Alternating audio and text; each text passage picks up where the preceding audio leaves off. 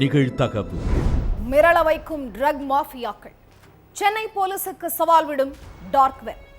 சர்வதேச போதை கும்பலுடன் லிங்க். கொத்தாக சிக்கிய 12 பேர்.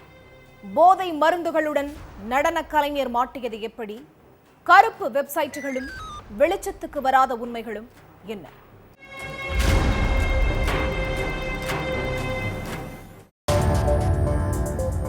சென்னை அசோக் நகர்ல மெத்தபெட்டமைன் போதைப் பொருள் விற்பனை செய்யப்படுறதா போதைப் பொருள் தடுப்பு பிரிவு போலீசுக்கு ஒரு புகார் வந்திருக்கு. சில மாசமாகவே மெத்தபெட்டமைன் போதைப் பொருள் அதிக அளவு புழக்கத்துல இருக்கிற நிலையில ரகசிய தகவலை வச்சு போலீஸ் களத்துல இறங்கினாங்க.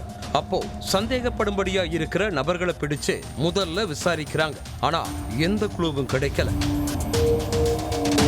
அப்புறம் போதைப்பொருள் விற்பனை செய்யற நபர்களை எப்படி நெருங்குறதுன்னு யோசிச்ச போலீஸ் மெத்தபெட்டமைன் எங்க கிடைக்கும்னு மப்டியில கஸ்டமர் மாதிரி விசாரிக்கிற அப்பதான் ஒன்ன தொட்டு ஒண்ணுன்னு சுமார் 12 பேர் சிக்கி இருக்காங்க.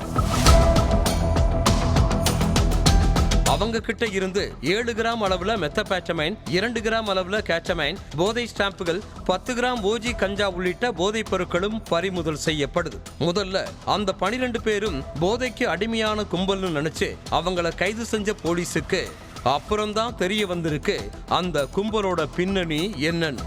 அதாவது போலீஸ் வலையில சிக்கின 12 பேரும் சாதாரண ஆட்கள் இல்ல.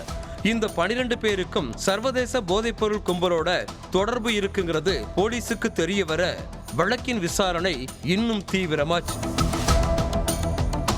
சிக்கின 12 பேர்ல சைதாப்பேட்டையை சேர்ந்த Mallikarjun Sharma cyber security engineering படிச்சிருக்கான். சைபர் செக்யூரிட்டி படிச்ச இவன் டார்க் வெப் மூலமா சர்வதேச போதைப் பொருள் கும்பலோட தொடர்புல இருந்திருக்கான். அந்த டார்க் வெப் மூலமா போதைப் பொருளை வாங்கி சென்னைக்குள்ளும் பரவ விட்டிருக்கான் சர்மா. மெத்தபெட்டமைன், கேட்டமைன், LSD போன்ற உயர் ரக போதைப் பொருட்களை டார்க் வெப் மூலமா வாங்கி சென்னைக்கு சப்ளை செய்து வந்திருக்கான் சர்மா. சர்மாவிடமிருந்து பல பேர் ட்ரக்கை வாங்கி பயன்படுத்தி வர அந்த கும்பலில் சினிமா பட நடன கலைஞர் பிரவீன் என்பவனும் சிக்கினார். பெரிய பெரிய நடிகர்களோட பேக் டான்சரா வரும் பிரவீன் உயர் ரக போதைப் பொருளை வாங்கி பயன்படுத்தி இருக்கான். இதையெல்லாம் நோட் பண்ண போலீஸ் அடுத்த கட்டமா சென்னை கும்பலுக்கு எப்படி சர்வதேச போதைப் பொருள் நெட்வொர்க்கோட லிங்க் கிடைச்சதுன்னு விசாரணையை நோக்கி நகர்ந்தாங்க. அதுலதான் கெச்சமலன் என்ற கும்பலை போலீஸ் மோப்பம் பிடிச்சிச்சு. இந்த கும்பலோட தலைவனா கொச்சியை சேர்ந்த எடிசன் பாபு என்பவன் ஜூலை மாசமே போலீஸ்ல சிக்கி இருந்தான். அவன் மேல ஏகப்பட்ட போதைப் பொருள் வழக்குகள் நிலுவையில் இருக்க அவன் கிட்ட இருந்து மட்டும் 1 கோடி ரூபாய் மதிப்புடைய போதைப் பொருளை பறிமுதல் செஞ்சாங்க போலீஸ். ஆபரேஷன் மெலன் என்ற பெயரில் போலீஸ் நடத்தின சோதனையில தான் எடிசன் பாபு சிக்கினான்.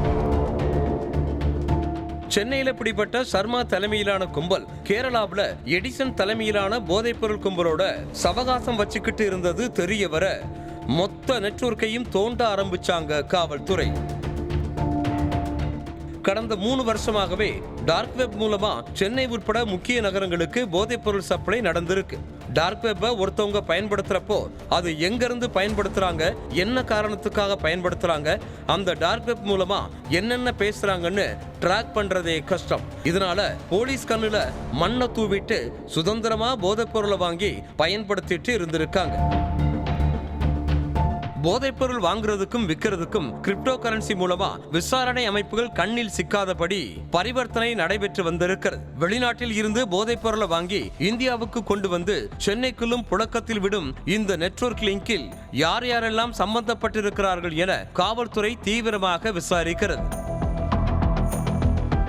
மேலும் போதைப் பொருள் சப்ளைக்கு பயன்படுத்தப்படும் டார்க் வெப்பை முடக்கும் பணியில வேகம் காட்டி வர்றாங்க. போதைப் பொருள் சப்ளை போலீசுக்கு சவாலான பிரச்சனையா மாறிட்டு வர நிலையில விசாரணையை தீவிரப்படுத்தி இந்த கும்பலோட ஆணிவேர் யார், வேறு யாருக்கெல்லாம் தொடர்பு, இருட்டு இணையதளத்துல சிக்கி போதைப் பொருளுக்கு அடிமையாகி வாழ்க்கையை இழந்தது யார் யாருன்னு விசாரணை நடத்திட்டு இருக்காங்க.